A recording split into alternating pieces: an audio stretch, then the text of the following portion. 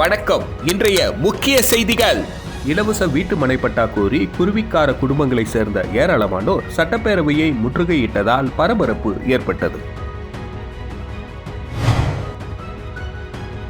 புதுச்சேரியில் வாக்காளர் பட்டியலில் புதியதாக பெயர் சேர்க்க 2073 நபர்கள் விண்ணப்பித்துள்ளதாக தெரிவிக்கப்பட்டுள்ளது. புதுச்சேரியில் அமைப்பு சாரா தொழிலாளர்களுக்கான தீபாவளி ஊக்கத்தொகையை அரசு உடனடியாக வழங்க வேண்டும் என மார்க்சிஸ்ட் கம்யூனிஸ்ட் கட்சி வலியுறுத்தியுள்ளது. புதுவை மாநிலம் காரைக்கால் பிராந்தியத்தை சேர்ந்த 915 விவசாயிகளுக்கு நெல் உற்பத்தி மானியத்தை அமைச்சர் தேனி ஜெயக்குமார் வழங்கினார்.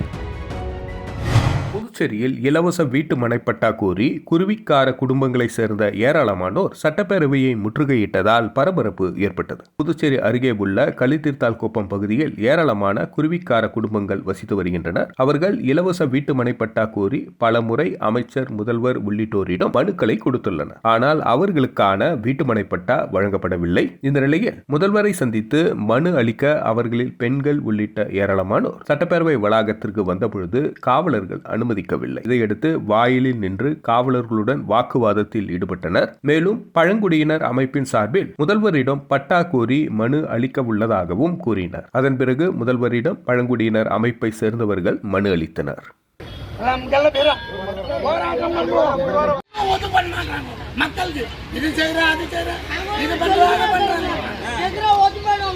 மனு மேல மனு கொடுக்குறோம், இந்த அதிகாரி ஒண்ணும் பண்ண மாட்டாங்க. என்னதான் மக்கள் செய்யறோம் அது செய்யறோம்னு சொல்றாங்க.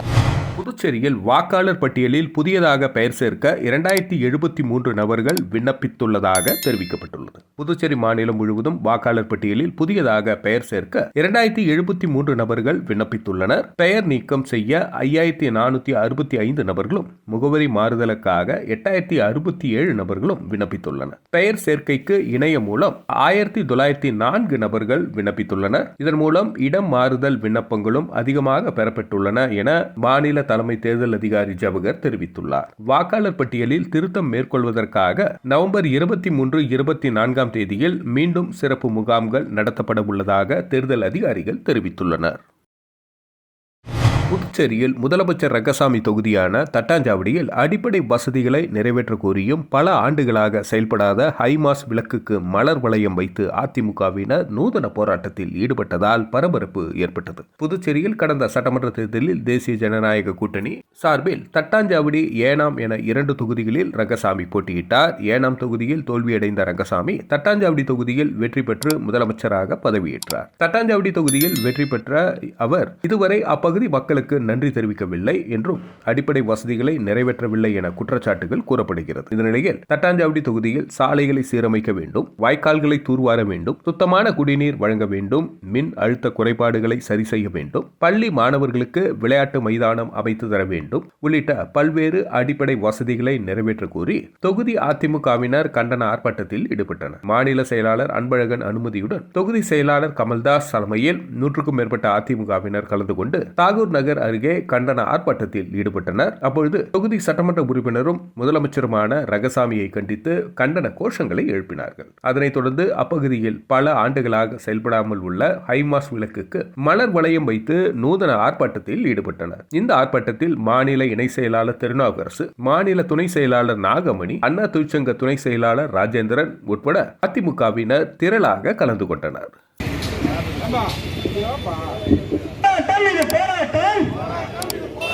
அண்ணா திமுக போராட்டம். சீரமைத்து சீரமைத்து சீரமைத்து அமைத்திட அமைத்திட அமைத்திட அமைத்திட பள்ளி மாணவர்கள் முதல்வரே முதல்வரே. புதுவை மாநிலம் காரைக்கால் பிராந்தியத்தை சேர்ந்த 915 விவசாயிகளுக்கு நெல் உற்பத்தி மானியத்தை அமைச்சர் தேனி ஜெயக்குமார் வழங்கினார். புதுவை அரசு வேளாண் மற்றும் விவசாயிகள் நலத்துறை சார்பில் பயிர் உற்பத்தி திட்டத்தின்படி நெல் சாகுபடி விவசாயிகளுக்கு உற்பத்தி மானியம் வழங்கப்பட்டு வருகிறது. அதன்படி நிகழ் 2024-25 ஆண்டில் காரைக்கால் பகுதியில் குறுவை பருவத்தில் நெல் சாகுபடி செய்த 794 பொது பிரிவு விவசாயிகளுக்கு ரூபாய் 82.77 லட்சம், அட்டவணை பிரிவை சேர்ந்த 120 951 விவசாயிகளுக்கு ரூபாய் 8.81 லட்சம் என மொத்தம் 915 விவசாயிகளுக்கு ரூபாய் 91.58 லட்சம் வழங்கப்படுகிறது. புதுச்சேரியில் நடைபெற்ற இந்த நிகழ்ச்சியில் மானிய தொகைக்கான காசோலையை புதுவை வேளாண் மற்றும் விவசாயிகள் நலத்துறை அமைச்சர் தேனி ஜெயக்குமார் விவசாயிகளுக்கு வழங்கினார். இந்த நிகழ்ச்சியில் வேளாண் இயக்குனர் வசந்தகுமார், காரைக்கால் கூடுதல் வேளாண் இயக்குனர் கணேசன் ஆகியோர் கலந்து கொண்டனர். இந்த தொகையானது விவசாயிகளின் வங்கி கணக்கில் நேரடியாக வரவு வைக்கப்படுவதாகவும் அதிகாரிகள் தெரிவித்தனர். புதுச்சேரியில் அமைப்பு சாரா தொழிலாளர்களுக்கான தீபாவளி ஊக்கத்தொகையினை அரசு உடனடியாக வழங்க வேண்டும் என மார்க்சிஸ்ட் கம்யூனிஸ்ட் கட்சி வலியுறுத்தியுள்ளது. இதுகுறித்து மாநில மார்க்சிஸ்ட் மாநில செயலாளர் ராஜாங்கம் வெளியிட்டுள்ள அறிக்கையில், புதுவை மாநில பொருளாதார வளர்ச்சியில் பெரும் பங்கு வகிக்கும் தொழிலாளர்கள் நலன் புறக்கணிக்கப்படுகிறது.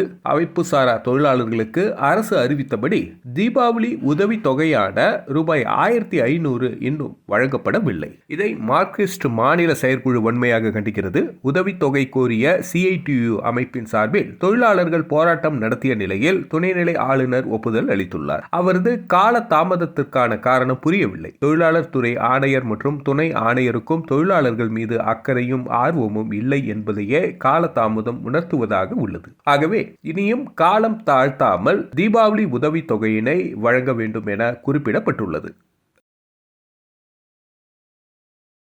அதிமுக பொதுச் செயலாளர் எடப்பாடியாரின் அறிவிப்பின்படி மதவாத கட்சியான பாஜகவுடன் கூட்டணி என்ற பேச்சுக்கே இடமில்லை என புதுச்சேரி அதிமுக மாநில செயலாளர் அன்பழகன் தெரிவித்துள்ளார். புதுச்சேரி அதிமுக தலைமை அலுவலகத்தில் செய்தியாளர்களை சந்தித்த மாநில செயலாளர் அன்பழகன், அதிமுக பொதுச் செயலாளர் எடப்பாடியார் அறிவித்தபடி மதவாத கட்சியான பாஜகவுடன் கூட்டணி என்ற பேச்சுக்கே இடமில்லை என்ற அவர், தமிழக திமுக அரசின் செயல்படாத தன்மைகளை மறைக்க சில விஷமிகள் திட்டமிட்டு வதந்தி பரப்புவதாக குற்றம் சாட்டினார். புதுச்சேரியில் எந்த திட்டத்தை தொடங்கினாலும் ஆட்சியாளர்கள் நிதி ஆதாயம் தேடுவதிலேயே குறியாக உள்ளனர் என்றும், அனைத்து துறைகளிலும் ஊழல் புரையோடி உள்ளதால் நிர்வாக திறனற்ற அரசாக உள்ளது என கூறினார். புதுச்சேரியில் மத்திய மாநில அரசுகளின் நிதி பங்களிப்புடன் கடந்த 2017ஆம் ஆண்டு சுமார் ரூபாய் 1800 கோடி அளவில் ஸ்மார்ட் சிட்டி திட்டத்தின் கீழ் பல திட்டங்கள் செயல்படுத்த முடிவு செய்த நிலையில் இதுவரை சுமார் ரூபாய் 700 கோடிக்கு மட்டுமே பணிகள் துவக்கி வைக்கப்பட்டுள்ளன. குறிப்பாக ராஜ்பவன் தொகுதிக்குட்பட்ட வாழைக்குளத்தில் 220 பயனாளிகளுக்கு 20 கோடி செலவிலும், குமரகுரு பள்ளத்தில் 216 பயனாளிகளுக்கு ரூபாய் 45.50 கோடி செலவில் அடுக்குமாடி கட்டிடம் கட்டுவதில் மெகா ஊழல் நடந்துள்ளதாக குற்றம் சாட்டிய அன்பழகன், ஸ்மார்ட் சிட்டி திட்டத்தில் நடந்த விஞ்ஞான ஊழல் குறித்து கவர்னர் கைலாஷ்நாதன் விசாரணைக்கு உத்தரவிட வேண்டும் என்றார்.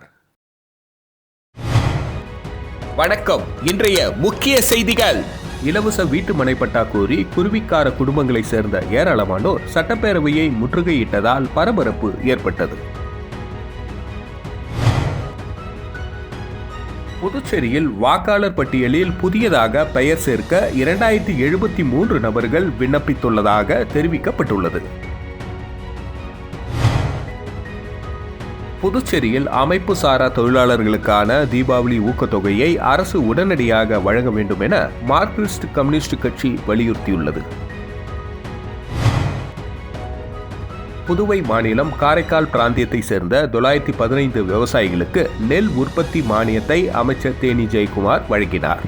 துல்லியமாக தெரிந்து கொள்ள கிரியேட்டிவ் மீடியா நியூஸ் யூடியூப் சேனலை சப்ஸ்கிரைப் செய்து கொள்ளுங்கள்.